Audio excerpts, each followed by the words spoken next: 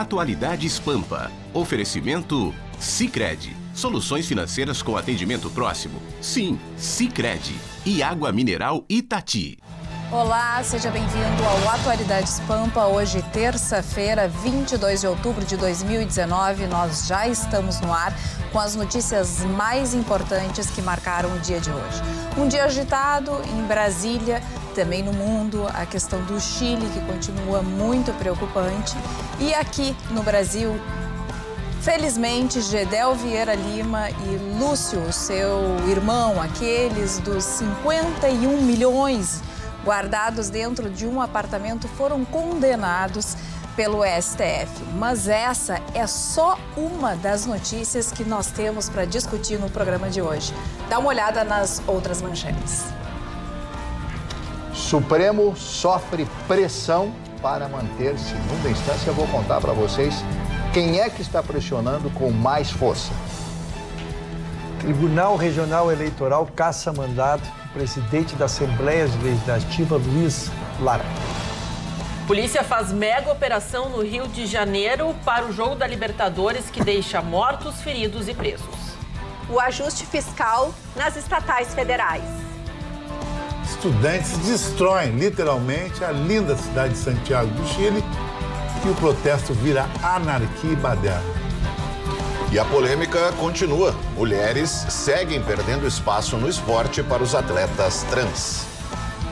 Pois eu vou confessar aos senhores que eu não sei nem por onde começar, porque todos os assuntos trazidos pelos colegas aqui nessa bancada são importantes e merecem a nossa atenção. Começar pelo Rio Grande do Sul, essa questão do presidente da Assembleia Legislativa do Estado do Rio Grande do Sul, o Luiz Augusto Lara, que hoje teve cassado o seu mandato pelo TRE Ruschel.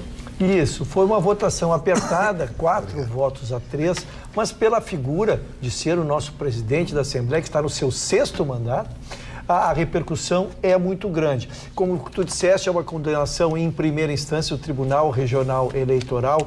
A acusação é de primeiro um adiantamento de pagamento. Ele é muito ligado, o irmão dele é prefeito de Bagé e também foi condenado. A acusação é ligada à prefeitura de Bagé, se adiantou 13º e se adiantou o pagamento de férias para que funcionários tivessem condições de pagar a janta, aquela janta da vitória, R$250. Essa é primeiro uma acusação do Ministério Público Estadual. Segundo, também tornar um turno de os funcionários trabalharem só das 8 às 12 horas para à tarde poderem trabalhar em campanha, aquelas funções gratificadas, né, pudessem trabalhar pela campanha do prefeito e pela campanha do nosso presidente da Assembleia. O advogado do Augusto Lara se manifestou já, dizendo que as provas são frágeis, são inconsistentes, ele está aguardando a publicação do acórdão para se manifestar, mas tem uma questão técnica importante. O recurso, que é para o Tribunal Superior Eleitoral, ele tem efeito suspensivo. Portanto, o advogado dele vai aguardar a publicação do acordo, vai no prazo regimental entrar com acordo para o Tribunal Superior Eleitoral e ficam suspensos toda a decisão. Portanto, ele continua com o seu mandato e pode continuar na presidência. Bem, encerramos aqui a questão jurídica, Carla. Sim. E aí vem a questão política. E como ele é presidente da Assembleia, ele já começou a sofrer uma pressão muito forte pelo partido do PSOL, pelo Partido Novo, que é quem está comandando o movimento, para que ele deixe a presidência, já que, embora o efeito suspensivo do recurso, ele está condenado em primeira instância, portanto, ele não teria as condições de seguir comandando a Assembleia. Bem, então, essa é a pressão. O PT não está a favor disso, mas o deputado que perdeu para ele a presidência é de Bagé, disputou essas condições. Ele diz assim, não, há um princípio constitucional que é da ampla defesa. Então, embora eu até tenha perdido com isso, se forem verdades esses fatos, mas eu respeito a ampla defesa, então acha que ele não deve ser destituído da presidência. Então teremos desdobramentos políticos a partir de agora. Eu tenho um dos desembargadores que não votou pela cassação, que se manifestou dizendo que eram realmente fatos importantes que tinham acontecido e tal, na visão dele, mas não tão importantes para cassar o mandato. Mas, como tu disseste, foi uma votação apertada, um placar apertado. E acabou, então, vencendo. Qual foi o placar mesmo? 4-3. E o importante, Carla, eu quero dizer, exatamente para que não produza danos irreparáveis, o recurso tem efeito suspensivo. Então, a instância superior, até fazer o julgamento, e aí não demora muito, né? Até fazer este julgamento, o deputado não perde os direitos dele, não perde o mandato e segue tudo como está. Chicão Tofani. Eu sou amigo pessoal do Lara, conheço o Lara antes de entrar no governo Rigoto, onde fez um dos melhores trabalhos como secretário de turismo. Ele inventou a nossa rota romântica. Antes todo mundo ia para Gramado, para o Taquara, e o Lara fez as pessoas dar uma guinada à esquerda para o Ivoti, ali, igrejinha. Acho o Lara um cara transparente, um cara honesto, e a justiça vai provar isso e vocês me cobrem isso. Lara, um cara que poderia ter sido até governador do Rio Grande do Sul e por questão até de grandeza não foi. Marli Barcelos, vamos continuar no parlamento, mas saindo aqui do Rio Grande do Sul e indo para Brasília. Para Brasília, né? O Supremo Tribunal Federal está sofrendo uma grande pressão de muitos organismos, principalmente de algumas classes, como os caminhoneiros bolsonaristas. Ah, então não veio do parlamento? Não, vem dos caminhoneiros e de outras entidades que estão com pensamento fixo, né, na não mudança, quer dizer, da prisão em segunda instância. Os caminhoneiros bolsonaristas estão dizendo que vão literalmente parar o país, vão produzir uma greve maior que aquela greve produzida na época do governo do Michel Temer, quando o país parou, né, os caminhões pararam, isso foi feito tudo errado, quando o modal rodoviário substituiu o ferroviário, coisa que existe em todo o mundo, né? Qualquer país do mundo é cortado de norte a sul, leste a oeste.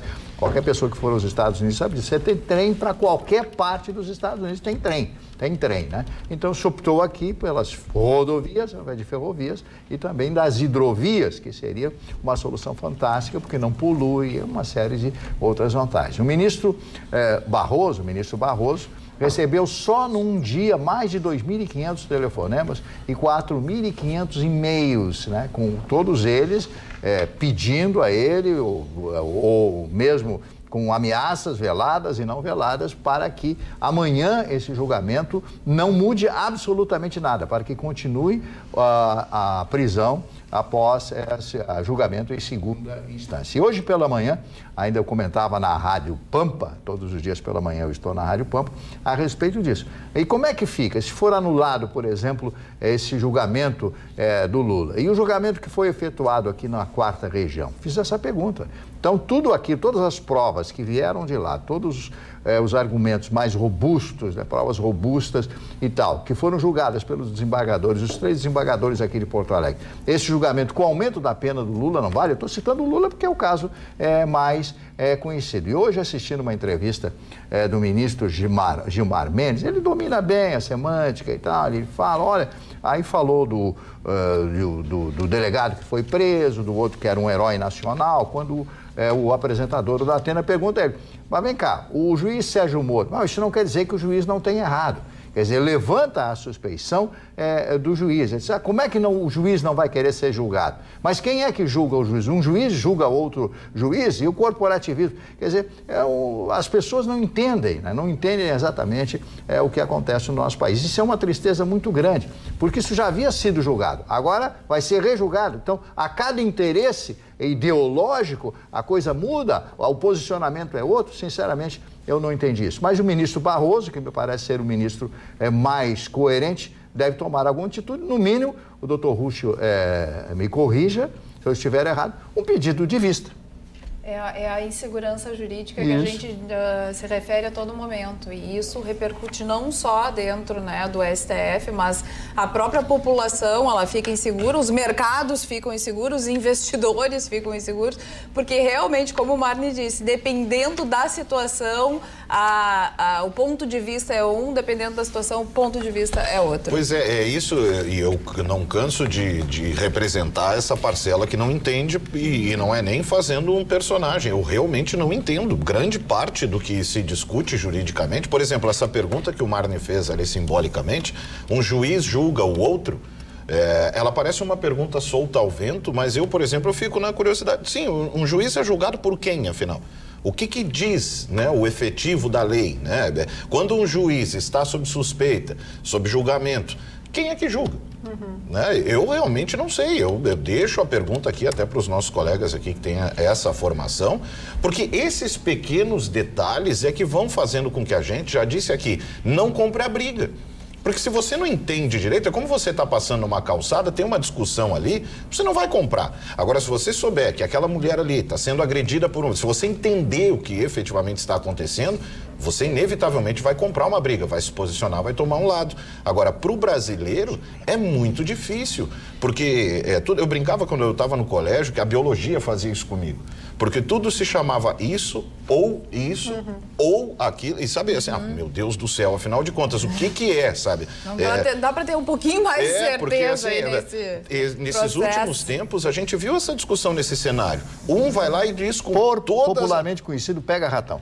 Porque um vai lá e afirma com todas as letras. Tal situação é X. Te convence. Aí logo em seguida vem alguém de tanta credibilidade quanto e que vai lá e diz, não, isso aqui é Y. E fica por isso. E a gente fica sem saber direito, bom, compramos por quem, né? Que lado a gente Vamos ver se o Ruschel tem a explicação para a tua pergunta. Que a Roberta queria falar antes. Não, vamos só separar, porque a matéria já é complexa, né?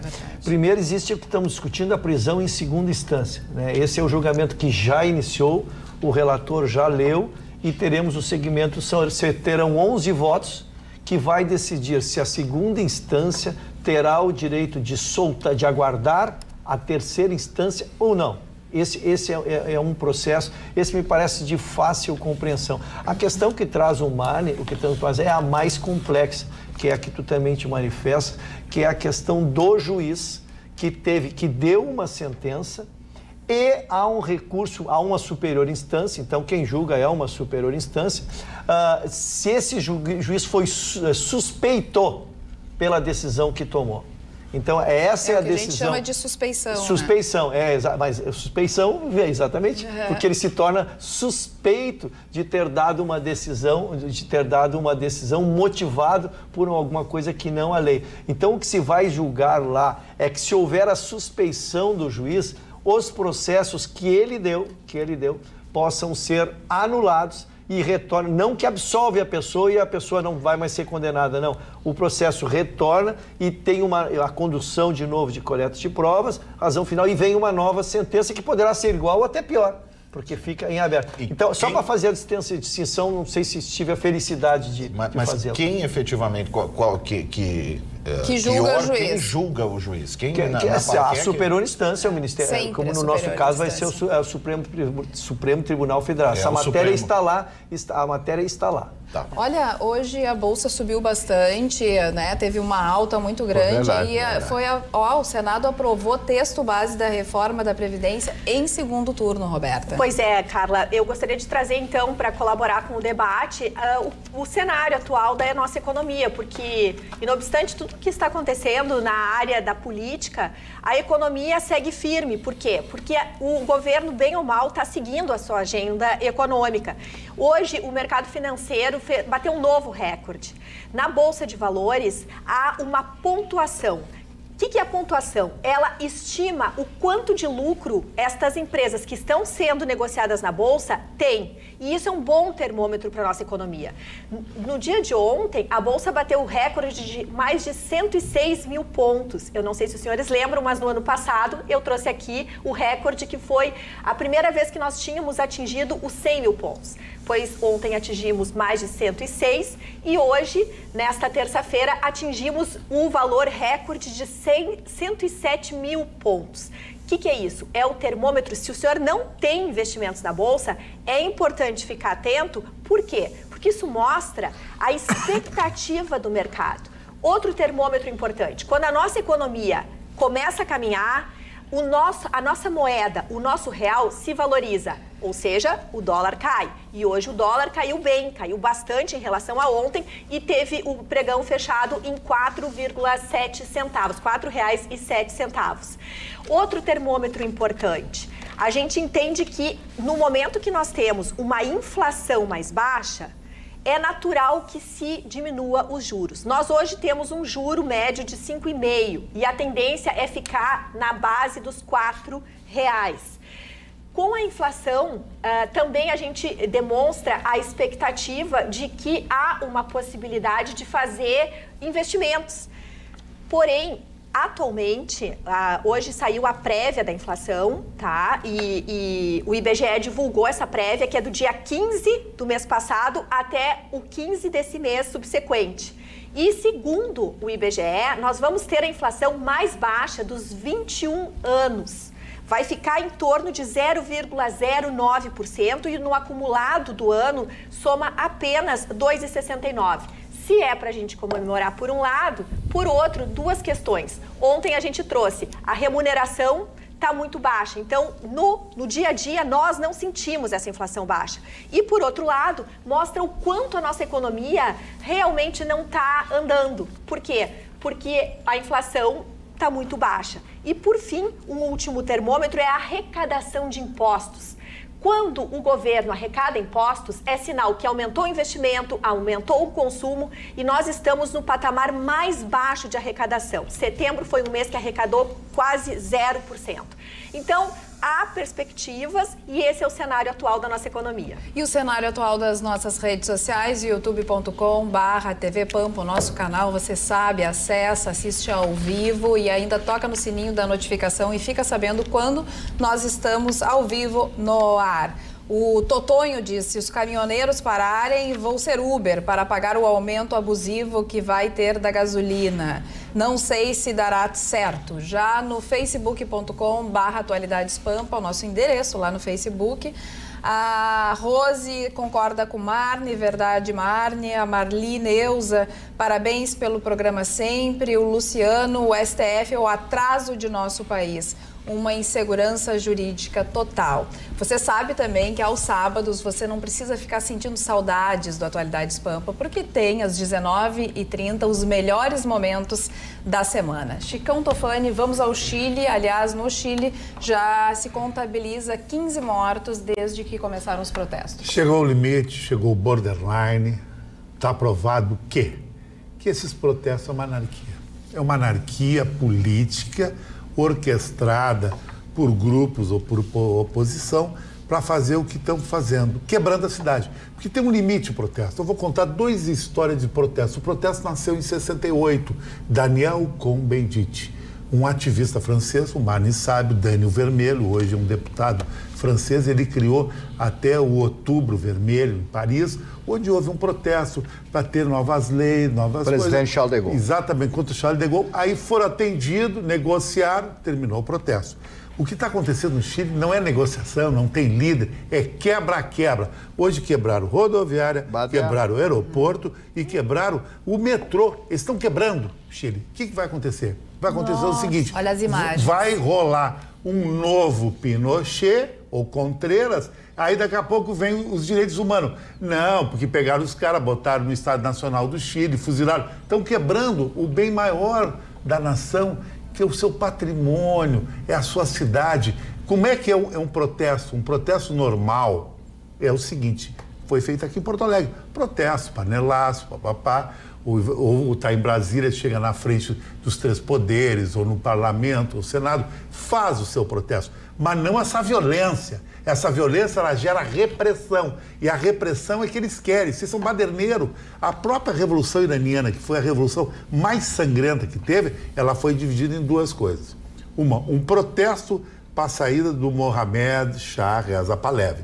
Depois que ele saiu, houve a caça às bruxas. Aí realmente aconteceu a revolução. Mas não quebraram o Teherã.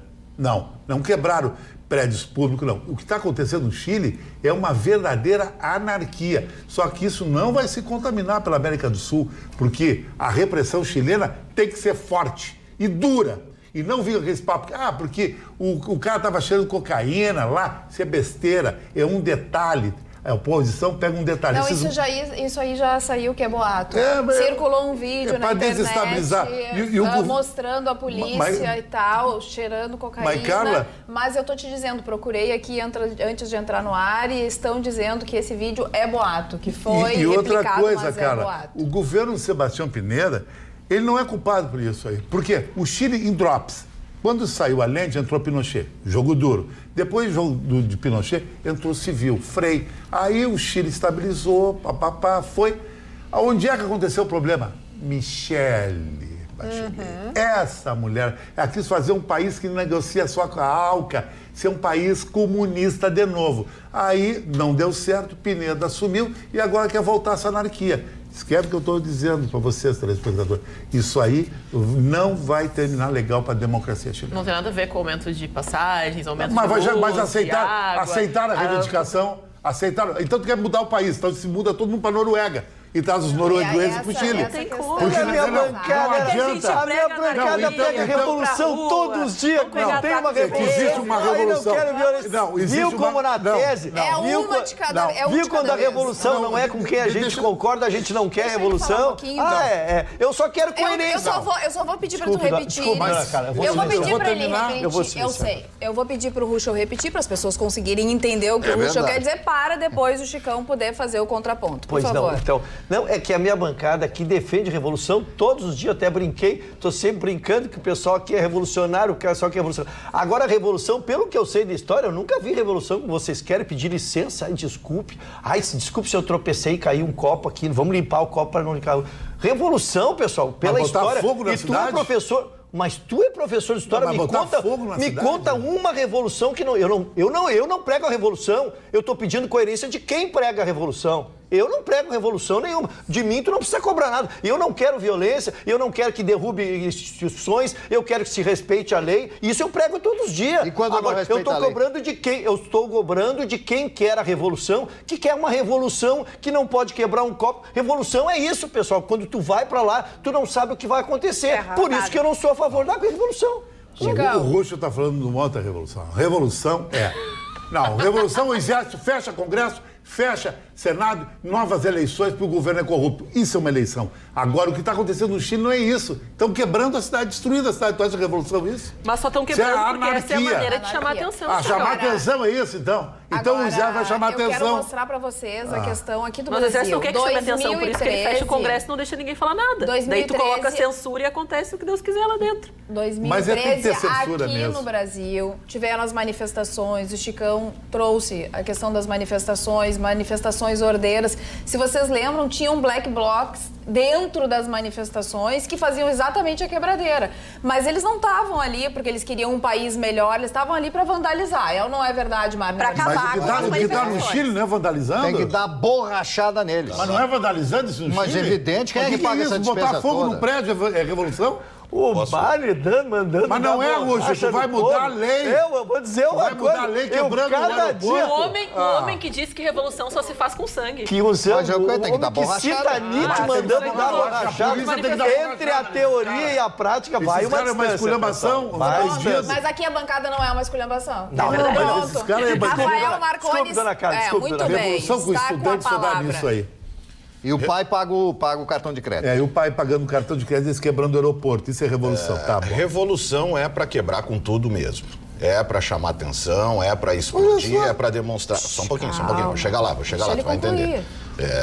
Então, sobre a questão de coerência, é assim mesmo, né? É pé na porta, é tocar o terror e ver o medo na cara de quem nos colocou medo até agora. A questão é o objetivo dos grupos que estão se movendo.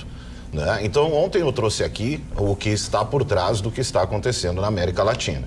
A questão não é revolução por um país melhor, né? Em nenhum deles. A gente viu a reação na Colômbia e na Bolívia de uma parcela da população que se sentiu acuada pelos baderneiros da esquerda que queriam continuar mantendo o establishment por lá. Então, a questão... Quando a gente condena o que está acontecendo no Chile, não é pelo fato de ser uma revolução, é pelo fato de ser uma revolução em busca de um projeto que já estava em vigor e que o Chile havia vencido. né? E é o retorno.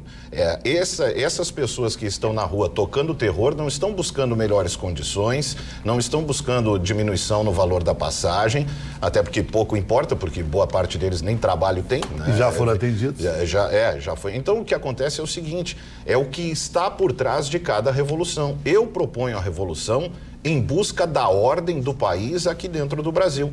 E não a busca pela desordem em nome de um projeto de poder. Isso é claramente motivado. Ontem eu trouxe aqui o Maduro comemorando. O Humberto Costa ontem postou, né, aquele que inclusive vai contra a lei de número 7.170 do dia 14 de dezembro de 1983, que fala no artigo 22 sobre fazer em público propaganda de processos violentos ou ilegais para a alteração da ordem pública ou social, inclusive digna de pena de 1 a 4 anos, quando ameaçou a população brasileira, dizendo que a hora do brasileiro vai chegar também em relação ao que está acontecendo na América Latina. Então a questão não é a revolução em si, é a narrativa que há por trás dela. Tu pregaste aqui no Supremo que se fizesse uma revolução com o Supremo. Bom, então vou repetir. Que é um órgão legalmente constituído, tu queres a revolução com o Supremo. Sim, tirar o Supremo não. Ou seja, não é porque aí tu discorda da linha do Supremo. Então uma revolução é legítima. E quando tu não concorda com outra, aí tu acha que a revolução não é legítima. A revolução nunca é a forma de alterar a coisa. A revolução é através da democracia, através da vontade da maioria, através de leis e de cumprimento de leis. Tá. Essa é a revolução que eu acredito. Através da educação. Só a educação pode mudar esse país. Porém, existe a possibilidade de tanto a sugestão do Ruschel quanto a do Marne não darem certo. E haver a necessidade da busca pela ordem a qualquer jeito, de qualquer forma. Prego sim a revolução e entendo que ela não existe sem pancadaria, quebradeira e, mais além, sem sangue. Acredito sim. A questão é o objetivo. O que há por trás disso é Foro de São Paulo, os partidos comunistas, a ideia de voltar a regimes fracassados que destruíram países da América Latina, como a gente já viu aí em diversos exemplos, e que estão lá, os agentes militantes lá por parte que estão obedecendo às ordens, destruindo o país, instaurando o caos. Já disseram aqui, quando Jair Bolsonaro foi para a eleição, disseram: se Jair Bolsonaro, o Brasil vai arder em chamas, se Bolsonaro ganhar, vamos pegar em armas. O que é isso? É ameaça de Facebook ou eu levo a sério essa gente?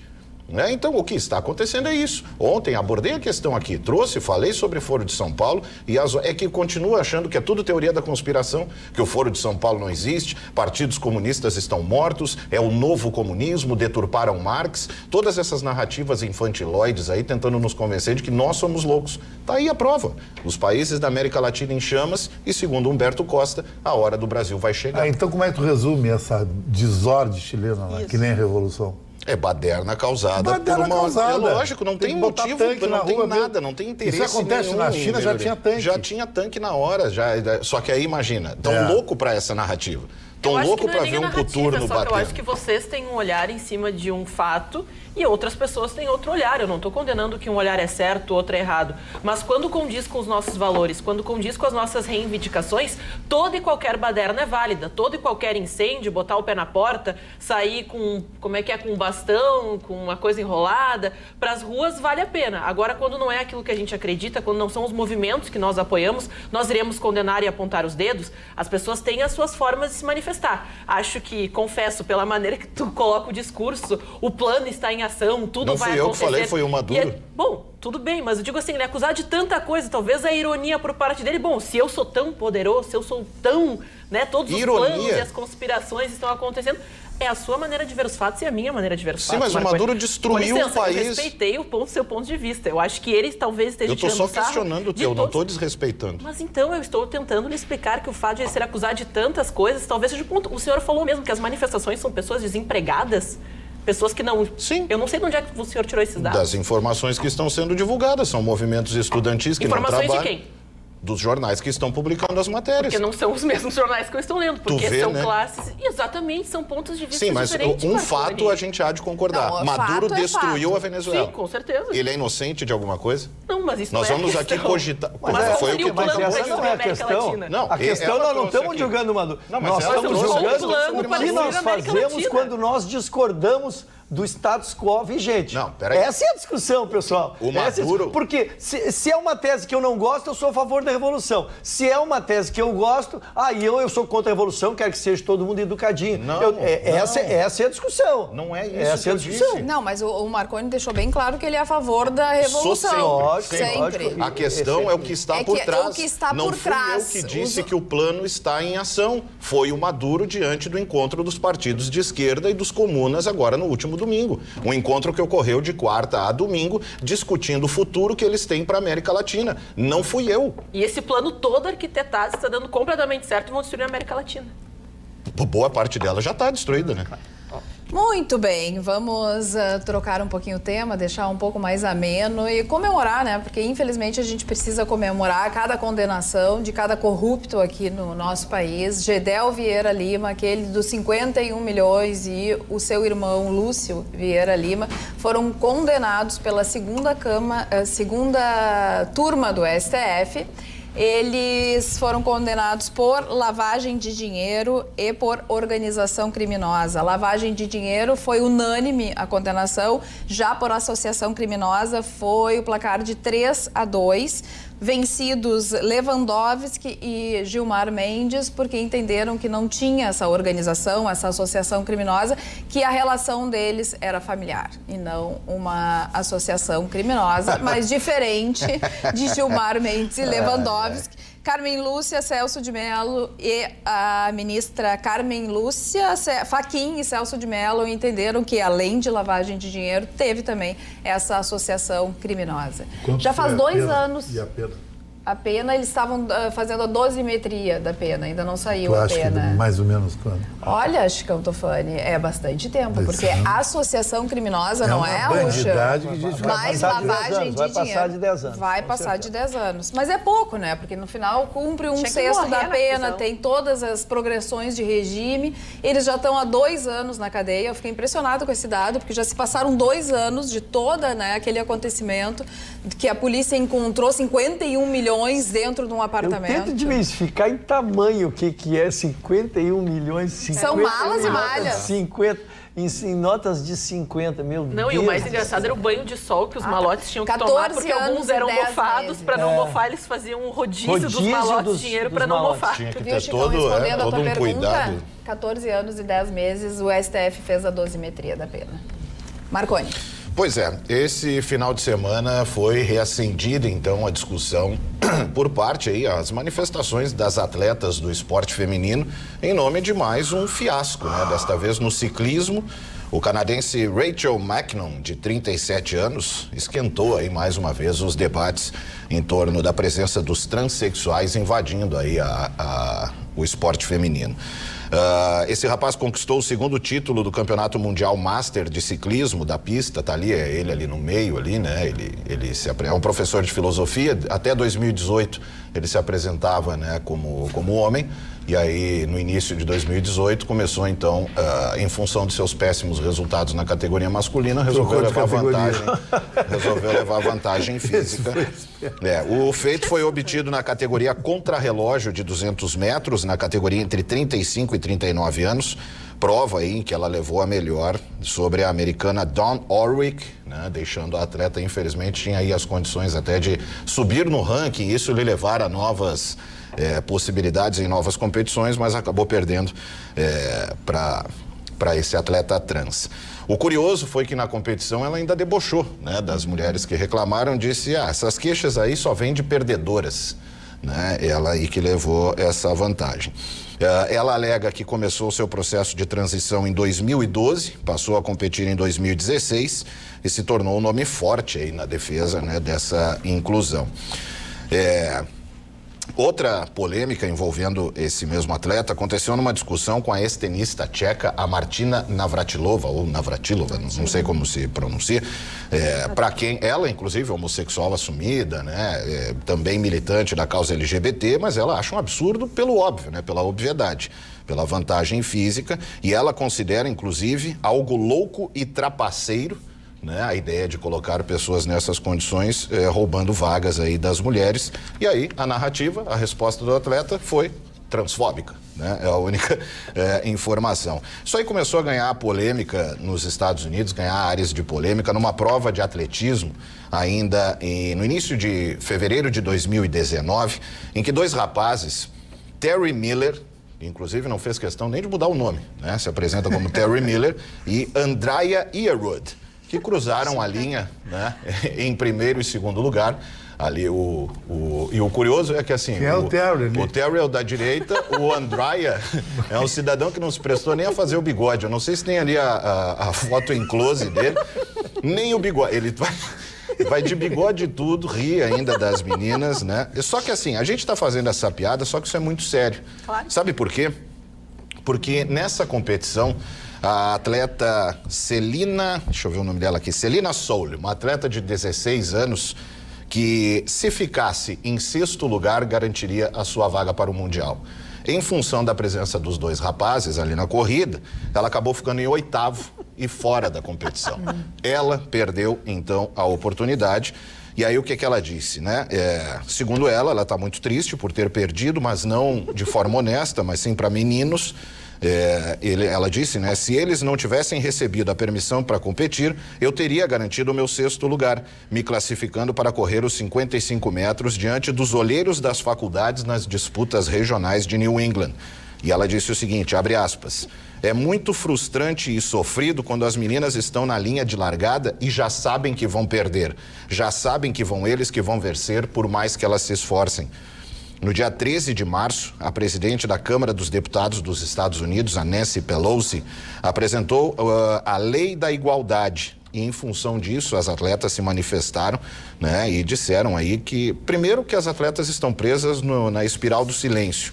Né? Algumas das atletas que competiram pediram, claro, para não se identificar e disseram o seguinte, todas nós temos medo da retaliação da mídia, dos jovens da escola e de outros atletas, treinadores, escolas e diretores. Eles não querem chamar atenção para si e não querem ser vistas como alvo de preconceito e as ameaças que sofrem. E aí outras tantas reclamaram. A atleta Ana Paula do vôlei, ela, né, Sim, ela se mobiliza já se bastante. Manifestou também bastante. Pelas questões tema. Óbvias, né? Igualdade de direitos é uma coisa, e eu sou a favor da igualdade de direitos. Agora, a gente sabe muito bem as diferenças que tem entre homens e mulheres. Na força, na velocidade. No não é à toa coração, que a gente percebe que hoje, e sempre, né, os recordes dos homens no atletismo, na natação, os tempos são muito melhores dos homens do que das mulheres. Por quê? Porque o corpo é diferente, não há como negar. Todos, só para concluir, que todos têm o recorde dos 100 metros rasos da Florence Griffith Joyner, da Olimpíada de 86, que foi algo acima da... Ela, inclusive, foi acusada de ter aí usado esteroides e tudo mais. E é um recorde incontestável e não foi quebrado até hoje por nenhuma mulher. Só por atletas de 15 e 16 anos da categoria masculina dos colégios e universidades americanos. E aí você tem, por exemplo, aqui no vôlei, né, o caso da Tiffany, o caso do treinador Zé Roberto, que teve que se desculpar publicamente por simplesmente admitir, né, foi gravado durante um jogo, dizendo, pô, contra homem é brabo. Porque tem essa diferença. A rede do vôlei das mulheres é 2,24 metros, a dos homens é 2,43 metros. Então, alguém que tem uma impulsão privilegiada em função da biologia, coração maior, capacidade, a testosterona, né? A Ana Paula mesmo diz, ela, se flagrada com 1 nanomol de testosterona em seu exame antidoping, está fora e sofre as punições e tem, inclusive, seus títulos retroativos recolhidos e não mais reconhecidos pelas ligas, o que é diferente aí, né? Você tem até a tolerância da presença da testosterona no corpo desses atletas. E é uma pena, né? É uma discussão que as mulheres estão incomodadas, cada reclamação que é feita por uma vaga perdida vem a narrativa do transfóbico, homofóbico, aquela conversa toda, e aí se resguardam na espiral do silêncio de não poder se manifestar para não serem taxadas aí de todos esses adjetivos. O escândalo segue vivo e não se sabe exatamente o que fazer, porque todas as atletas mulheres reconhecem a questão social do trans. Ótimo, sejam todas muito bem-vindas, todo mundo é igual, todo mundo é ser humano. No esporte, infelizmente. Aliás, o nosso telespectador, através do facebook.com/atualidadespampa, Derli, pergunta o que é transgênero? Porque tem muita gente que não sabe o que é transgênero. Eu, honestamente, também não sei. Você erra uma vírgula nisso, é um que já operou, outro que... Eu não sei, eu prefiro não me manifestar. Eu prefiro... Carla, de qualquer maneira... Pode porque a matéria, a gente que vive do esporte, é uma matéria que tem presenciado, tem todos os debates, todo mundo se debruçado sobre isso. Porque o transgênero também é uma realidade. A gente tem que lidar com realidades, né? E o que se defende hoje é que nós vamos ter que criar uma categoria, uma legislação própria para eles. Porque é desigual. Pessoal, se tu pegares a Marta, 6 vezes escolhida a melhor do mundo, e botá-la a jogar no meio de um futebol masculino, ela não vai encostar o pé na bola. Pela velocidade, pela força, qualquer perna de pau, respeitosamente, lógico, estou usando uma força de expressão, ela tem muita habilidade, ela vai dominar a bola, mas ela não vai conseguir jogar, porque isso é uma questão do biotipo. Então não dá para trazer um conceito social do qual nós lutamos aqui, nós brigamos por ele, que é o direito do transgênero, que é o direito da pessoa se identificar com aquilo, com a competitividade que é biológica. Isso não muda. Quando tu faz um atestado, quando eu mudo minha condição de homem para mulher, a minha condição biológica não se altera, né? Altera minha condição social, minha condição emocional, todas as coisas que nós respeitamos, mas a biológica não. Eu acho uma desigualdade e o mundo esportivo vai ter que enfrentar isso. Eu só tenho que fazer um reparo, porque no início da carreira da Marta, ela jogava com os meninos.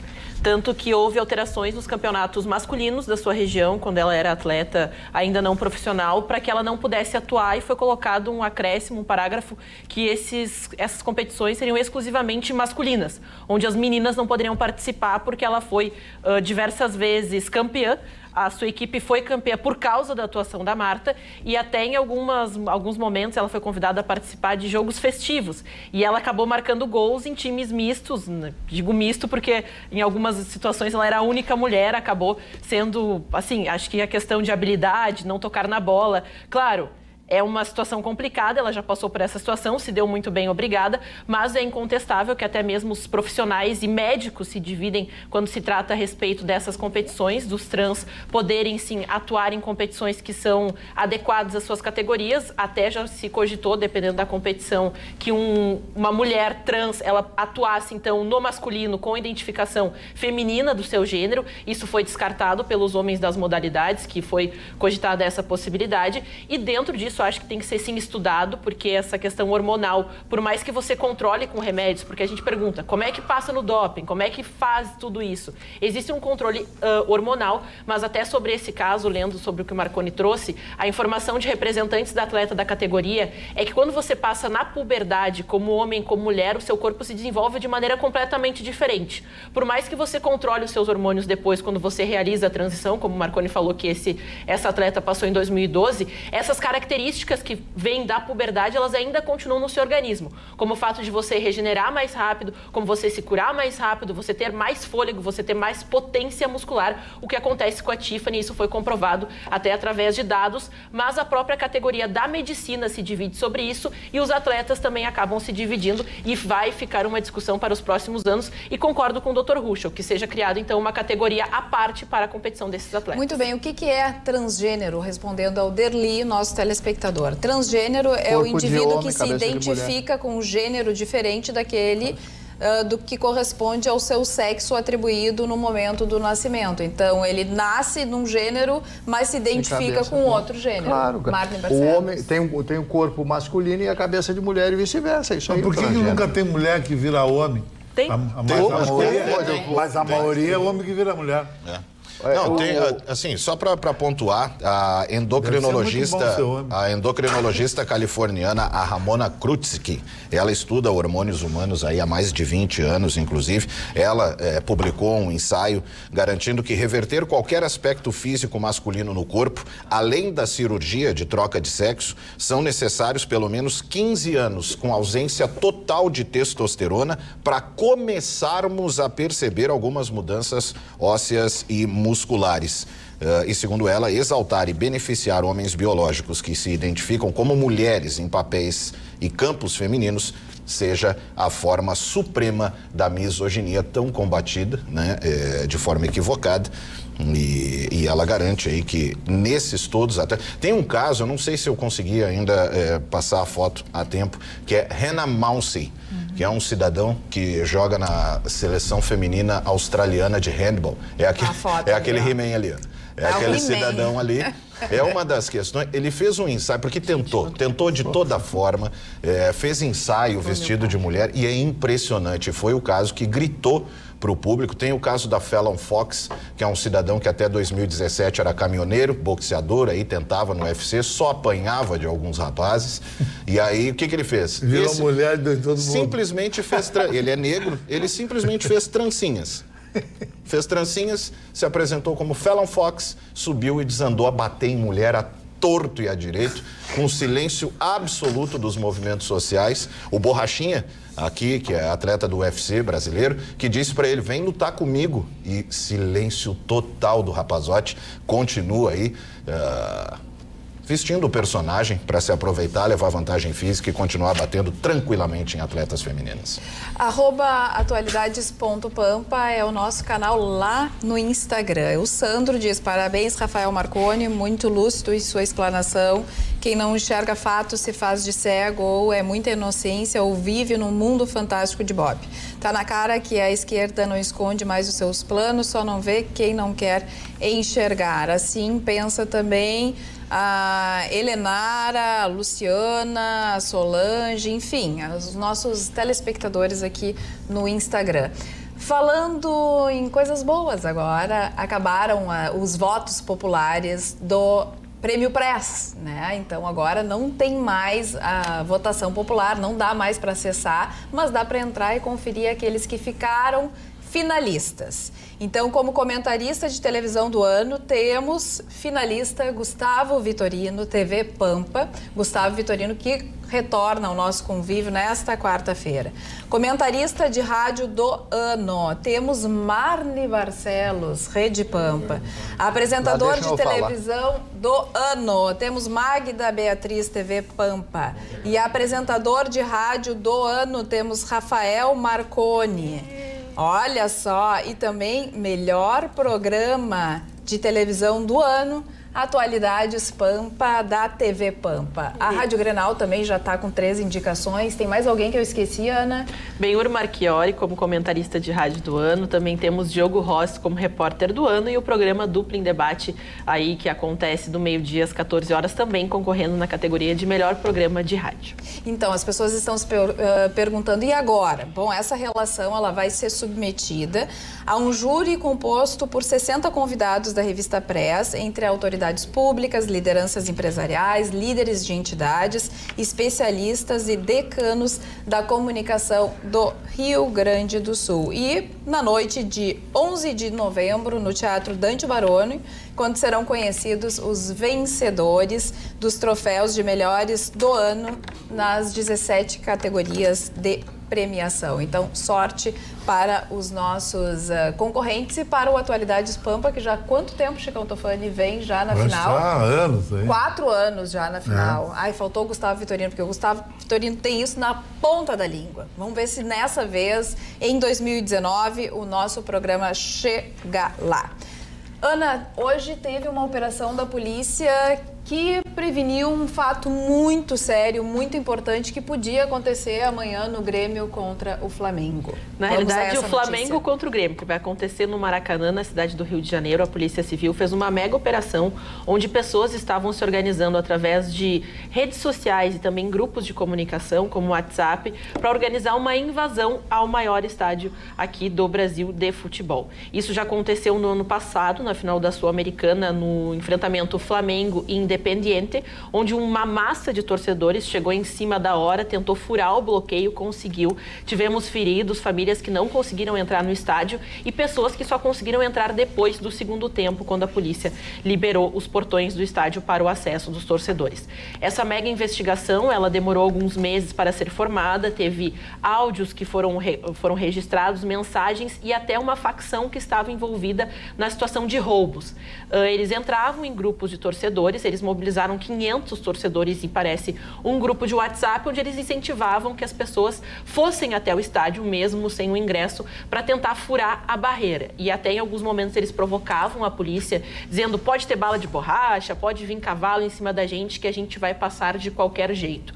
O esquema era contratar uma gráfica para impressão de ingressos falsos para passar na primeira parte da barreira onde você precisa mostrar o seu ingresso. Chegando lá, todos iriam entrar ao mesmo tempo, invadindo o espaço. O objetivo, além dos torcedores assistirem o jogo, mas os mal intencionados desses 500, 150 fariam roubos, pequenos furtos, celulares, materiais, joias, carteiras, tudo isso ia ser direcionado para uma facção. Hoje pela manhã a polícia entrou em favelas do Rio de Janeiro, inclusive em Jacarezinho, onde deixou um morto, também em Manguinhos. Teve uma troca de tiros, houve enfrentamento também no Jacarezinho, pessoas ficaram feridas, 5 pessoas tiveram que ser encaminhadas ao hospital e 3 acabaram mortas nessa troca de tiros. E a facção, mais uma vez, perde uma parte da sua articulação, mas não conseguiram chegar ao cerne, aquele que comanda a operação nesta terça-feira, mas a operação vai ter sequência nos próximos dias. E amanhã, o jogo, que é importantíssimo, semifinal da Libertadores da América, houve um reforço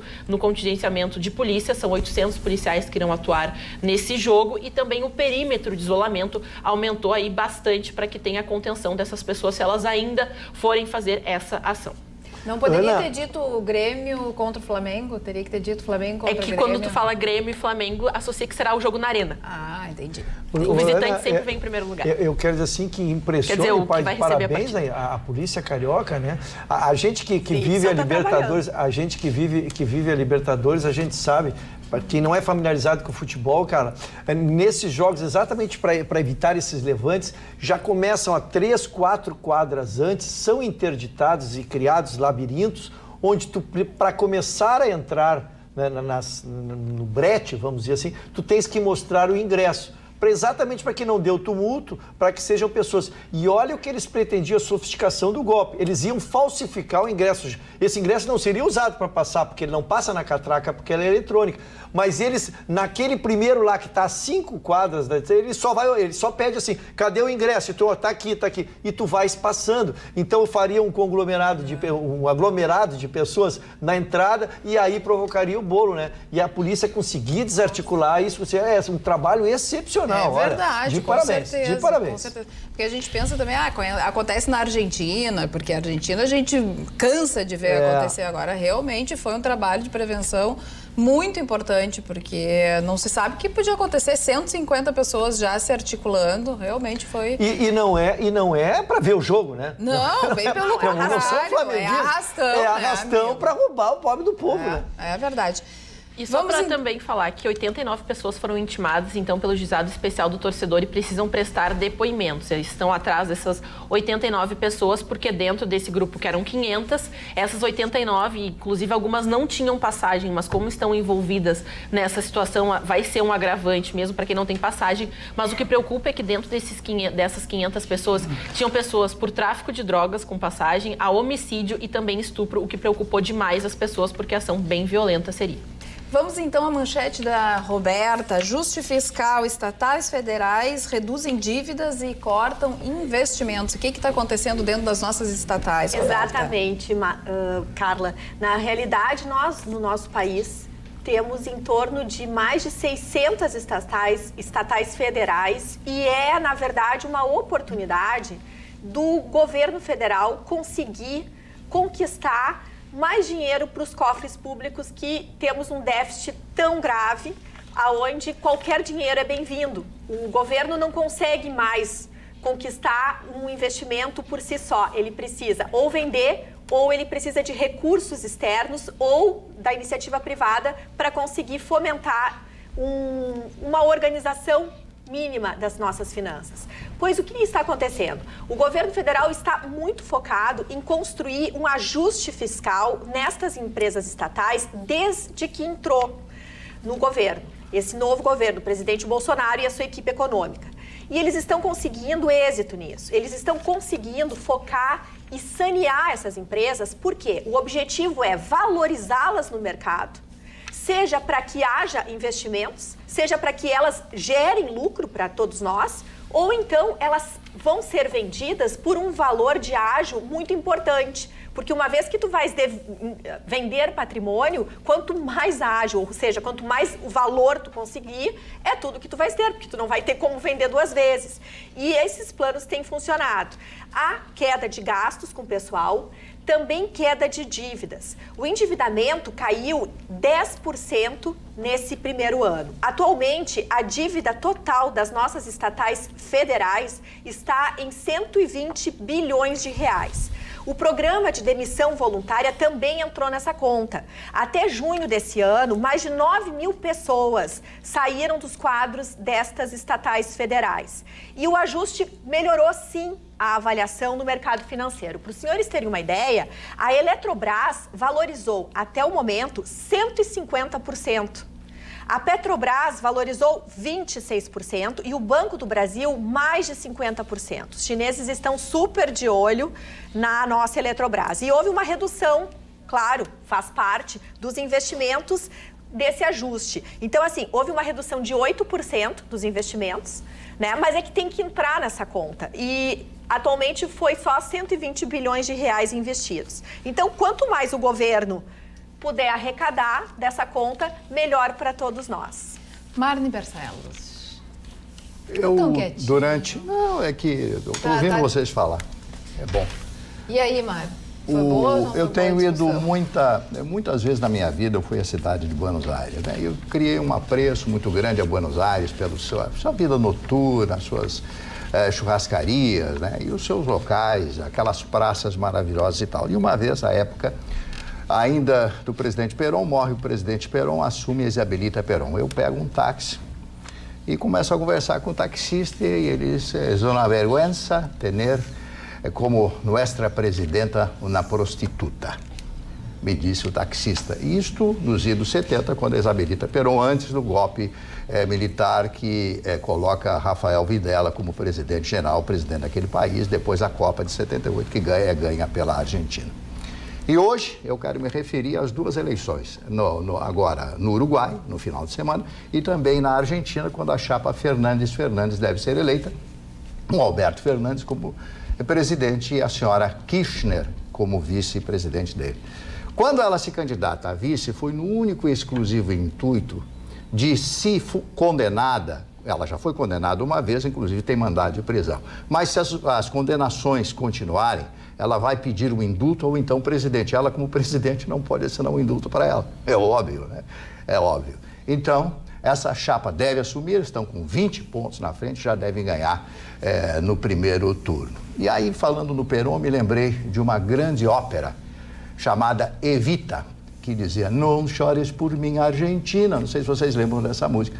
E a Argentina vai chorar muito sério com a volta dessa senhora ao governo, com a volta dessa senhora que espoliou a Argentina, que recebia dinheiro do Maduro, do Chávez, não do Maduro, mas do Chávez na época, para suas campanhas presidenciais. E que está envolvida, segundo as informações que eu tenho, em algo mais feio, que é a morte de um promotor que teria se suicidado justamente porque ele investigava e no dia após, pela manhã, numa convocação à imprensa de Buenos Aires, principais jornais, Clarim, etc., etc., ele iria dar o seu parecer como promotor a respeito do caso da famosa AMIA, que é a Associação Mutual Israel-Argentina, a AMIA, famosa, quando esta sede, esse local foi explodido e morreram 80 judeus que estavam ali. É impressionante porque até agora não houve uma solução final desse caso, esse atentado violento a uma entidade em que estava a presença era maciça da comunidade judaica. O presidente Saul Menek, na época, diz que ele tinha um acordo com o Irã, vendeu armas para o Irã, então é uma confusão generalizada. Mas até agora foi consagrado como suicídio quando as pessoas sabem que ele não usava arma, que ele tinha uma vida regrada, a mulher dele era uma juíza e assim por diante. Então, essa ópera grande, porque no fim a Argentina se transforma numa grande ópera, num grande tango. Né? Não chores por mim, Argentina. Eu não sei cantar, não chores por mim. Don't cry for me, Argentina. Isso, então, que a ópera, interpretada pela Madonna, que fez, aliás, um filme sobre a grande Evita Perón, que foi uma das maiores locutoras do rádio da Argentina. Ela trabalhou na Rádio Belgrano de Buenos Aires. Ela era locutora fantástica e falava para os descamisados. Ou seja, mais um governo populista comandado por um oficial do Exército, que era o senhor Juan Domingo Perón, cujo nome permanece até hoje dentro da política argentina, que é Dona Carla, o peronismo. Como pode a Cristina Kirchner voltar? Condenada e com 11 respondendo a 11 processos na Justiça da Argentina. Isso é uma expoliação de um povo inteligente, de um povo com educação 10 vezes superior ao povo. Eu digo porque eu conheço Buenos Aires. Eu digo e reafirmo Júlio Cortázar e outras grandes figuras e aquele maravilhoso poeta argentino que dizia: a maior vingança é a indiferença e o perdão. Chicão, eu tenho um conceito diferente. Eu conheço bem Buenos Aires, eu já fui lá, jogo de futebol. Se eu concordar comigo, eu vou achar estranho. Acho que o Marne eu concordo com o Marne pela metade. Uma coisa prova que essa tal dita leitura, babá, não serve nada na vida real. O argentino é culto, mas ele é burro no dia a dia. Só para ver, telespectador, só tem um partido na Argentina. Partido Peronista. O peronista de direita, de esquerda. Será que um povo que lê tanto, que tem uma livraria em cada restaurante, que fica 24 horas aberta... Buenos Aires tem mais que todo o Brasil. Mas não adianta nada, mas o povo é burro, porque existem duas coisas. O cara ser culto é uma coisa. E educação é outra. Mas ele é alienado da vida, ele é educado, ele é transado, descolado, ele vai pra Punta del Este, ele é o cara, babá. Mas em relação às coisas da vida, ele é um nada a ver. Nada a ver. Tu pega uma mulher bonita, entra em biquíni em Punta del Este, eles ficam dando em cima dela, eles têm aquela cultura erudita que eu acho que ficou no tempo de Dostoiévski. Nós temos que ter a cultura do dia a dia. Nós estamos em 2020. A Argentina está no passado total. O senhor falou Dostoiévski, né? Irmãos Karamazov, onde o filho queria a mulher do pai. A Argentina é assim. A Argentina é assim. O cara é afim da... Uma vez o argentino ficou afim da minha namorada, eu estive lá. Sim. Ele perseguiu ela. Foi até o hotel, estava no Faena. Entregou um cartão para ela. Ele ficou lá e mandou um buquê de flor, uma coisa indigesta. E tu aceitaste. Eu vou fazer o quê? Brigar com eles lá? Chicão nunca mais superou esse incidente. Não. Esse incidente internacional, o Chicão nunca mais superou. Nunca. Ele sempre comenta a mesma coisa. É muito forte. Teve um jogador que jogava no Internacional que dava muito em cima dela. Mas essa mulher que era volante, teve numa Copa do Mundo. Essa mulher Todas as namoradas do Chicão, todo mundo lá em cima, impressionante. É, porque são todas assim. Mas eu posso dar um depoimento, são tudo nota 9 ponto alguma coisa. Nenhuma dessas. Que é isso? Mas 10 não existe, a mulher 10. Não. Você acorda de manhã. E o homem? Também não, menos ainda. O homem Mas o senhor Ruschel se julga 10. Não, mas o senhor Ruschel, no mercado que ele opera, a idade que ele está, ele como um profissional que ele é, ele é um senhor, ele é um avô, ele é um cara boa pinta. Ele é o avô mais boa pinta do Rio Grande do Sul.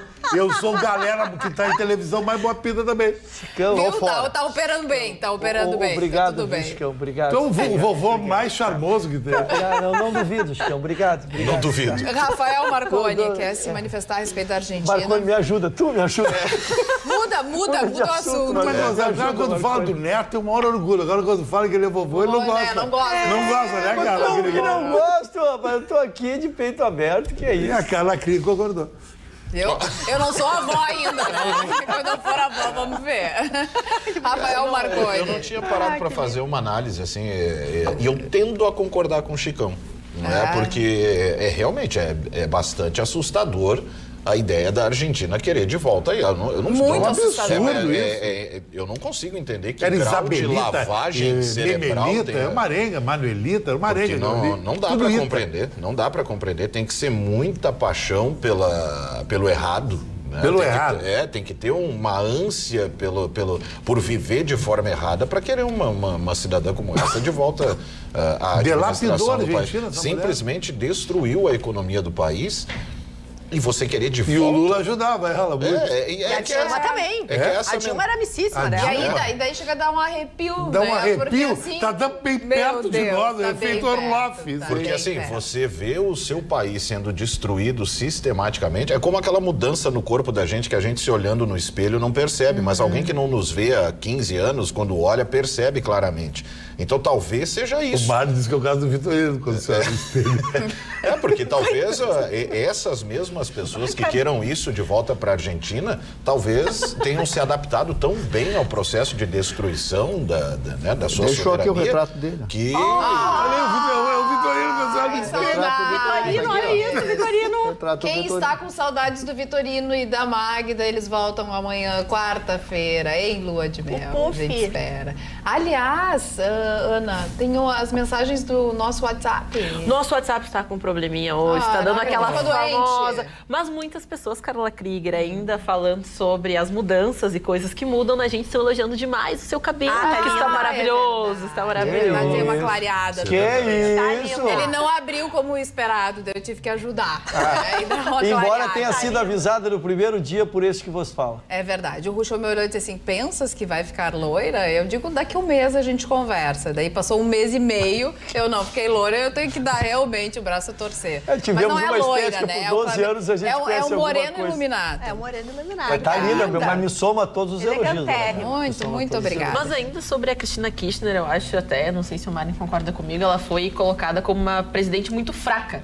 Porque ela sempre cedia à pressão popular, sempre entrando em negócios que não eram muito favoráveis, mas que acabavam cedendo, como é a ideia de governo dela, ao popular, às pessoas, aos argentinos. Inclusive as mudanças que ela precisava fazer na questão de agronomia. Exatamente, não, ela deu subsídios, tudo. ela pagava, ela falava, não, vamos fazer o projeto, os valores estão acertados. Não pagava e as nesse contas meio depois. tempo, não pagou as contas, a situação até ficou complicada com as Default? relações Default? com o comércio exterior, inclusive a importação e exportação foi um pânico, porque ela prometeu muitas coisas, não conseguiu cumprir, e na hora de cobrar, né, ela ficou devendo, então foi uma lástima, mas agradou o público, porque ela acabou, vamos dizer assim, foi a situação mundial, ela até se utilizou da crise que acometeu o mundo, das crises financeiras mundiais, como reflexo na Argentina, que para muitos especialistas não foi a explicação adequada, porque ela fez um governo todo errado, indo e voltando atrás.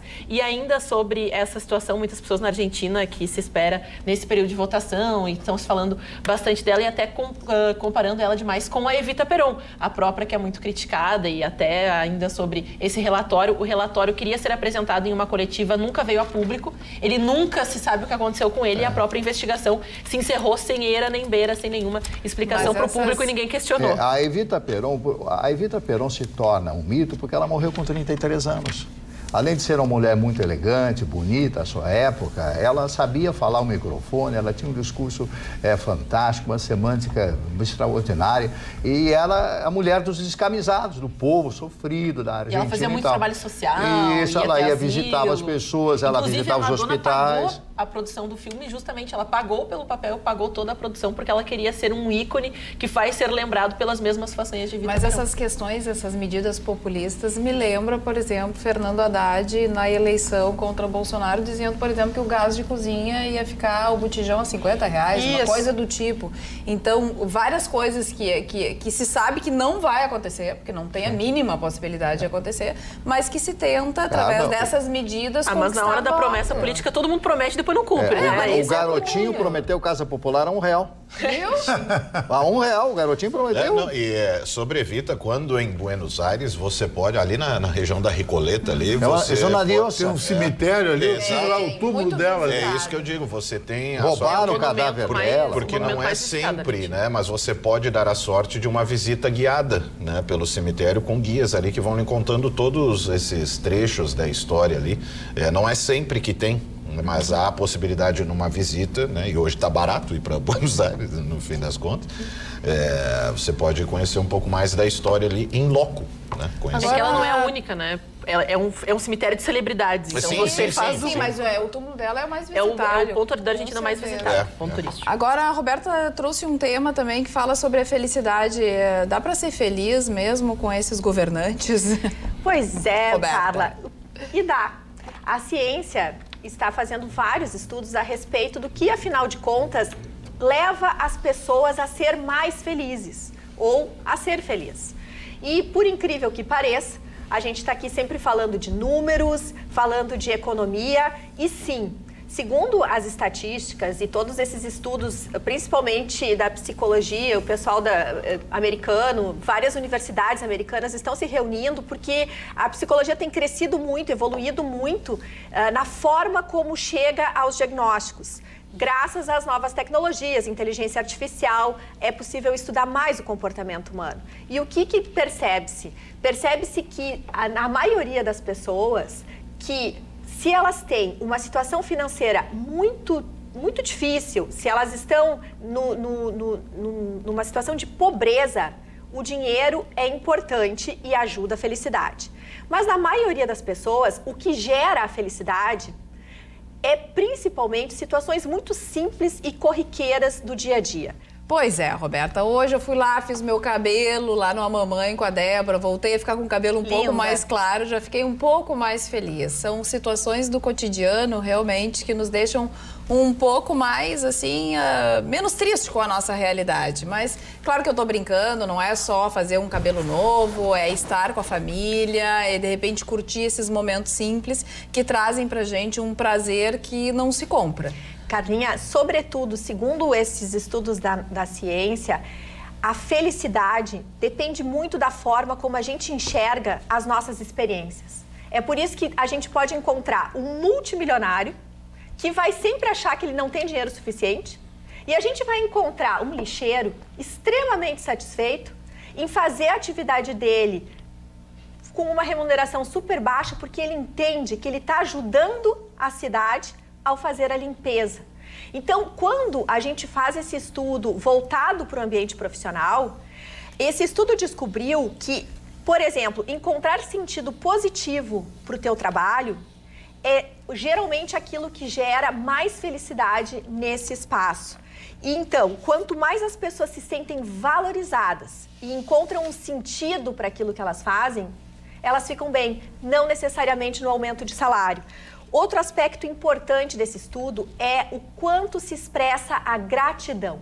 Pessoas gratas, pessoas que conseguem enxergar o lado cheio do copo, pessoas que passam por situações muito difíceis e às vezes até pela própria religiosidade pensam, se Deus criou essa dificuldade, é porque alguma coisa tem de bom nisso. Então deixa eu viver essa experiência, deixa eu contabilizar que vai fazer parte da minha vida me frustrar, perder, passar por situações difíceis. Quando a gente coloca isso na equação da vida, a gente passa por essas situações numa situação sem se ofender, sem achar que a vida te deve alguma coisa. E tu ficas mais feliz. O segredo da felicidade, segundo esses estudos da ciência, é realmente viver as pequenas coisas.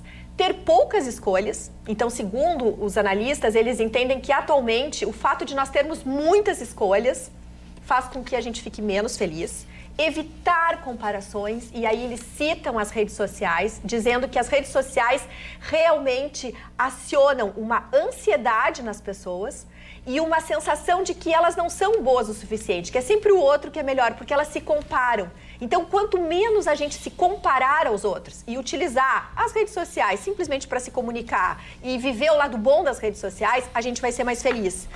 Também, outra coisa, tem muita gente que acha que ser feliz é ter uma vida cheia de compromissos e sem tempo livre. Ao contrário, essa pesquisa identificou que quanto mais tempo livre nós temos, mais felizes nós somos. E principalmente aquilo que eu já tinha referido. Quando a gente se coloca no lugar do outro, quando a gente faz alguma coisa pelo outro, quando a gente é mais solidário, a gente tende a ser mais feliz. Então, essas são dicas importantes numa vida que a gente está vivendo com tantas dificuldades, precisando tanto da resiliência. É um assunto que a gente pode desenvolver muito mais ao longo do ano. Sabe, Roberta, eu durante toda a minha etapa na noite, está no meu livro isso aí, eu cheguei a uma conclusão que o melhor amante é o pobre. Porque o pobre, ele não vai jogar golfe, ele não vai para a praia, ele não pega o jatinho, não tem o carro esporte. ele não tem a lanche, ele não tem nada que o rico tem. Então ele só transa. Então ele é sexo a vida dele. Então ele vira um amante profissional.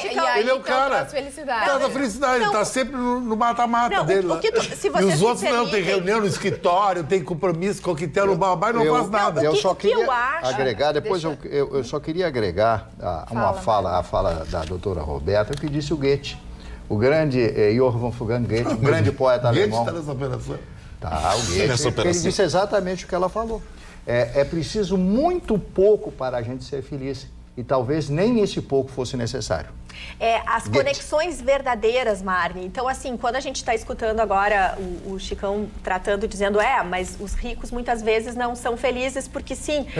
O que acontece? Muita opção. Não está no dinheiro, nem na tua condição social. Está no quanto tu realmente fica grato com aquilo que tu tem. E fazer os teus filhos e as pessoas que estão contigo te agradecer. Então, por exemplo, tu é um pai de família, tu é uma mãe de família, tu oferece um brinquedo pro teu filho, faz o teu filho te agradecer. Não é mais do que a tua obrigação oferecer um restaurante, um cinema. E a vida hoje em dia tá de uma forma que parece que os pais estão sempre devendo aos filhos. Eu acho que nós temos que... E os filhos sempre insatisfeitos. E sempre insatisfeitos. Tem que parar com isso. Os filhos têm que ter uma certa deferência aos pais. Tem que chegar e dizer, pô, muito obrigada, ganhei o meu uniforme novo, ganhei a minha oportunidade de estudar. Essa gratidão, pessoas que conseguem agradecer o que elas têm hoje, não importa se tu é rico ou pobre, é mais feliz. A gente está falando da sensação de felicidade. No facebook.com/atualidadeспampa, calma aí. A Núbia contribui com o assunto dizendo que o dinheiro gera conforto e não felicidade. Agora, não, um exemplo. Eu vou muito a Atlântida, há 30 anos lá. Eu vejo naqueles grandes condomínios, mega casa, o cara tá com uma mulher nota 2, infeliz, olhando uma mesa de sinuca. Né? Eu vou te contar. Claro, com uma mesa de sinuca, jogando com os amigos até de noite, carta. Aí daí tu vê um cara sendo uma pousadinha, mequetrefe, com uma deusa do lado, tá sempre feliz. Entra no carro, velho. Então, esse é o eu sou esse cara. Chicar o contraditório, porque ele tem dinheiro, até fica o gago não, com isso. Mas não é questão de dinheiro. O cara tem dinheiro, falei o contrário, o Mário. O Mário tá vendo qual programa? Como é que... Calma aí. Fala, o Chicão sempre diz que o cara com dinheiro, com baita carro e bababá, com todos os anos eu tenho bababá, a mulherada se atira. E sem grana, nenhuma mulher nota dessa que é o cara. Não é isso? Ela mudou um pouco. A mulher tá mais afim do visual, do cara solteiro, do cara de bem com a vida, e não aquele cara... Não, aquele cara... que é menos B.O. É esse cara então é por isso que o Vitorino não tem ninguém. Não, mas o Vitorino é Série B, né? A mulher está em busca de um amante, segundo um amante. Na modernidade. O que adianta? Chegar o Vitorino, aquele baita carro, baita casa na praia, baita tudo. O Vitorino faz sucesso. E a operação não funciona. Bom, daí a gente já não sabe, né? Não, mas faz sucesso na Série B, esquema asa de Arapiraca. Que não sabe. Da Série B. Deixa o Marconi dar a opinião dele a respeito desse assunto. Eu fiquei um pouco entristecido em relação a mim mesmo com essa pesquisa toda. Porque eu sou uma pessoa terrível. Tu não é feliz? Não, eu sou uma pessoa... Só que não por nenhum desses motivos citados aqui. Por que tu é feliz? Cara, quando ela citou ali a questão do lixeiro, que ele não se sente feliz pela questão do salário, mas sim por estar limpando a cidade. Eu disse, sério? Sério mesmo? Essa é a realidade? Eu sou uma pessoa, por exemplo, extremamente terrível. Nos Estados Unidos... Porque eu ia querer um salário melhor mesmo. Dane-se a cidade, é só um trabalho que eu tenho. Pesquisa nos Estados Unidos, por exemplo, no caso... Mas é um jeito de viver. Nenhum desses motivos eu vou ser bem sincera. Abstratos da felicidade, realmente, eu gostaria de verdade, estou fazendo meia-culpa aqui, de ser um espírito de luz evoluído como esses aí, que encontram nisso a felicidade. A minha não. A minha seria na casa, no condomínio. A felicidade é tão simples, basta o Grêmio ganhar. Amanhã, Grêmio, vocês vão ver quando ela fala ali nas pequenas coisas, eu só queria ter uma casa, uma maloca em Garopaba com uma lã de 1,80 m. A felicidade nas pequenas coisas, assim... Uma pequena mansão, uma pequena SUV, né, de aro 22. Mas materialista tu, hein? Mas a torto e a direito. Mas eu acho que essa pesquisa leva em consideração também os valores associados às regiões que essas pessoas moram. Se você perguntar para uma pessoa na Holanda qual é o sentido de felicidade, uma pessoa nos Estados Unidos e uma pessoa no Brasil, serão conceitos completamente diferentes. Porque nos Estados Unidos você tem segurança, Você pode deixar sua porta destrancada, que nada vai acontecer. Você pode deixar seu carro destrancado, que nada vai acontecer. O brasileiro, e eu falo que a gente convive com essa realidade quando você viaja para o exterior, você fica cuidando da sua bolsa, você fica cuidando do seu celular, você não quer tirar uma foto, você tira assim enquanto as pessoas estão lá, borboleteando, rindo, com o celular na mão, achando que tudo é uma maravilha, porque lá as pessoas têm essa segurança. Então, todos esses fatores psicológicos, eles afetam diretamente a nossa felicidade. Porque você andar tranquilo na rua, você andar sem estar apressado, sem estar com medo que alguém vai assaltar, sem estar com medo que você vai para um beco escuro. Às vezes, quando a gente pega o Uber, a gente falou recentemente com uma das nossas telespectadoras que ela passou por uma situação muito constrangedora, que um Uber levou ela até Gravataí, deixou ela no meio de um terreno vazio, simplesmente parou o carro, mandou ela descer. Olha o terror psicológico. Roubou a mulher? Não, tentou, pegou joias, pegou o celular, deixou ela sem... E ela é uma senhora de idade. Matou a situação. O cara que mora na Tanzânia, o cara que mora no Congo, ele tendo um espelho, um óculos Ray-Ban, ele é o homem mais bonito do mundo. Marcos Barcelos. Isso aí depende tudo. Pode morar em qualquer lugar do mundo se faz aniversário. O aniversário traz ou não traz felicidade, Marcos Acho Barcelos? quando lembram da gente, né? Ninguém me... Mas o senhor é lembrado. Olha, tá olhando lá de vazio. O senhor ignorou. O senhor falou, não precisa. O Mário está choroso, dona Carla. Mário está choroso. Eu não estou choroso, né? Por que tá triste? Estou imitando o Chicão, não estou choroso. Tá com saudade do Vitorino. Posso falar dos adversariantes, então? Vai. Daniel Boone, Chicão Tofani. Daniel Boone foi um grande herói da colonização americana. Muito associo ele a David Crockett. David Crockett teve no Álamo, Daniel Boone não teve no Álamo. Todo mundo assistia, todo mundo associa ele a um seriado de televisão. Não, mas olha isso aqui que é inteligência do dia a dia. É contra a cultura. Não adianta, lembra, mas você, Daniel Boone, Daniel Crockett, vai tudo. Aí eu vou falar da série. Essa operação. Não aplica da série de TV. Exatamente. E com aquele gorro de pele. Vamos ao segundo aniversariante de hoje. O senhor Franz Liszt era um compositor húngaro. E por que o nome alemão? Porque pertencia à Hungria, ao Império Austro-Húngaro. Ele fez uma das músicas mais lindas, além da Rapsódia número 2, o Lebenstraum, eu nunca consigo dizer, Lebenstraume, que é o sonho de amor, que significa em alemão o sonho de amor, Liebe, amor, Mein Liebe, né? Mein Liebe. E ele era um pianista extraordinário, todo mundo queria que ele pintasse. Eu vi uma foto dele, impressionante, mas naquela época não tinha dentadura. Não, o cara sem dente, não tinha dentadura naquela época. Né? Bom, deixa pra lá. Sarah Bernhardt, a grande atriz francesa do início do século passado. Doris Lessing, escritora anglo-iraniana, né? Ela fez muitos livros, muita gente gosta da literatura dela. Uma literatura intimista, algumas pessoas gostam, outras não gostam. Eu prefiro ler a Clarice Lispector. Rolando Boldrin, meu querido amigo Rolando Boldrin, grande ator, apresentador de televisão, compositor e cantor, completando hoje 83 anos. E sempre ele trabalha na TV Cultura de São Paulo, e aqui duas televisões, a TVE e a Ubra TV, repetem os programas da TV Cultura. Ele apresenta Senhor Brasil, que ele apresentou esse programa na Globo durante muitos anos e fez um grande sucesso. Você vê o que é a pessoa, 83 anos, continua trabalhando, fazendo shows, viajando pelo interior de São Paulo, como o exemplo da Fernanda Montenegro aos 90 anos de idade. Tem que ter cabeça, tem que ter ocupação. O cidadão não pode ficar desocupado. Quando você fica desocupado, você perde. Ocupado. O senhor eu conheço. Christopher Lloyd, o ator americano Christopher Lloyd, que fez aquela série De Volta para o Futuro. Lembra daquela série? Os 3 filmes foram feitos. Ele era aquele cientista maluco que criou aquele carro. Cabelos alvos? Cabelos alvos? Bem alvos, né? Bom, depois, Annette Funicello, que estaria de aniversário hoje, já faleceu, era uma atriz de origem italiana que vivia em Hollywood. Juca Chaves, meu querido amigo Juca Chaves, o Juquinha, completando hoje 81 anos. O Juca Chaves, Jurandir, o nome dele é Jurandir. Jurandir. Não, mas ele mudou, ele era inclusive... Podia ser Ju. Sim, inclusive ele era judeu. Ele é judeu, não era? Porque ele está vivo e tal. Uma das pessoas mais inteligentes mais inteligentes que eu conheço. Só que ele está vivendo numa outra época, o Juquinha, né? Está vivendo, não, outra época. O que ele está fazendo agora? Aquele tipo de música. Olha, ele criou uma música chamada O Presidente Bossa Nova. era o Juscelino, na época do Juscelino. Vê quanto tempo faz isso. Muito tempo. Pois é. E deu um delay, né? Ele tem outras atividades, etc. E tal. Ele é fantástico, mas ele está vivendo uma outra época. Tanto é que a juventude não conhece. Ele está vivendo um grande amor, o que me faz invejá-lo. Porque ele arranjou uma esposa com que ele está até hoje. Mas o senhor um dia terá o seu grande amor. Completando hoje 76 anos, a grande atriz francesa...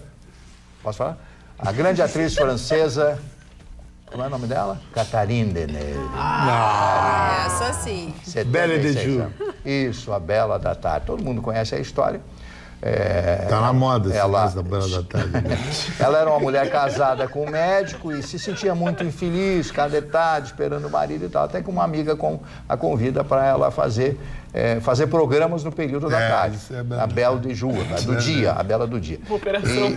Operação. E aí ela ia de tarde lá, até que ela conhece um maluco, né, que se apaixona por ela e depois dá um tiro nela e acerta no marido, ele fica... O marido não tinha nada a ver, não tinha nada, e ele capão. O cara levou a golpe e o tiro. E o tiro, tem uma cena do filme que eu achei fantástica, é quando o camarada vem com uma abelha, vem com uma abelha, diz a abelha, não aparece a abelha, evidentemente, para que a abelha picasse, né? Determinada as partes por dentro, mas é verdade, essa hora eu posso falar. Só que eu gostei a maneira delicada que o senhor entendeu? Então é um filme assim, é muito forte para aquela época. Qual era a finalidade, doutor Mário? Eu já falei, não vou explicar novamente. Denise Bandeira, Patrícia e Rodrigues. Não, mas é verdade, eu não posso ficar explicando essa coisa. Ana Beatriz Nogueira, a outra Ana de aniversário. E a Ana Furtado, né, que saiu de um câncer, agora a esposa do Boninho, grande diretor da Globo, Ana Furtado, completando 46 anos. Quem é que diz que aquela moça linda já está com seus 46 anos de idade? Eu acho ela uma boa apresentadora. Acho que ela tá... Bom, mas tem gente pior na televisão. Tem gente pior. São esses aniversariantes, dona Carla. Muito bem. Olha, quem não está muito feliz, com certeza é o pessoal do PSL, que não consegue se entender, não é mesmo, Ayrton Russo? Porque a novela continua. Tivemos que ter uma decisão do judiciário hoje, Carla, surpreendeu, porque nós tivemos aquela briga de lista, e entra lista e sai lista, né? E depois estamos vivendo a segunda, que é a punição de 5, até tem um gaúcho ali no meio, nosso querido Bibo Nunes, né? Um dos punidos pela executiva. E a executiva, então, pretendia fazer a punição dele, encaminhou um processo para o Código de Ética do partido, e aí foram surpreendidos por uma liminar surpreendidos não, se organizaram, né? E entraram com um pedido de liminar concedido em relação a benefício deles, trancando qualquer processo interno no PSL contra esses 5 deputados. Então, a liminar da Justiça Federal de Brasília foi exatamente concedendo isso, dizendo que o processo não estava sendo conduzido, que a notificação recebida pelos 5 possíveis punidos estava incompleta. Então, pelo devido processo legal, o juiz concedeu a liminar. Então, está tudo trancado juridicamente dentro do PSL. Ainda falando sobre o PSL, a Joyce Hasselmann, ela deu uma declaração, uma entrevista, dizendo que os filhos do presidente Bolsonaro criaram perfis falsos dentro da internet e disse ainda que dentro do Palácio do Planalto no gabinete do presidente existe um grupo responsável por produzir materiais e tudo mais, e que são 20 contas no Instagram de grupos de perfis falsos, são mais de 1.500 páginas compartilhando. Olha, ela tá realmente colocando as coisas assim que ela pensa sem medo de ser feliz. Carlinha, né? Ainda sobre ela, eu acho importante a gente também esclarecer que ontem nós colocamos tanto a respeito da descompostura, da deselegância dela, no sentido de ter comprado a briga com os filhos do presidente, baixado o nível, lavado a roupa suja em rede nacional, ela pediu perdão através das suas redes sociais. E ela fez uma meia-culpa muito legal. Ela disse: eu errei, acho que o povo brasileiro realmente não merece. Eu estava com o sangue quente e eu mordi a isca. Eles estavam me pressionando, me provocando, e eu acabei baixando o nível. Peço desculpas e isso não vai mais acontecer. Se fosse ela, eu retirava aqueles, não sei se ela chegou a retirar, também não olhei, né? Mas merecia então ela fazer isso publicamente através das próprias redes sociais e retirar né? Retirar os posts mas que ela ao mesmo tempo ela começou a falar sobre essa questão dos perfis falsos. Sim, mas o próprio Frota, né? Tem falado sobre isso. Também, mas é engraçado que antes eles sabiam e não falavam nada, né? Mas antes eles estavam no grupinho que fazia não errado. Era interessante, aí não eles era importante. Ganhando. Quando a gente começa a perder, exatamente, aí é uma falta de coerência, porque se acha errado, bom, então tem que achar errado desde sempre. Não, e mais não é errado a gente ir embora, porque todo mundo precisa dormir, descansar. E quarta-feira a gente volta com o time completo, com Magda Beatriz e Gustavo Vitorino junto com a gente. Um beijo, obrigada pela sua companhia e pela sua participação. Até amanhã. Tchau, tchau.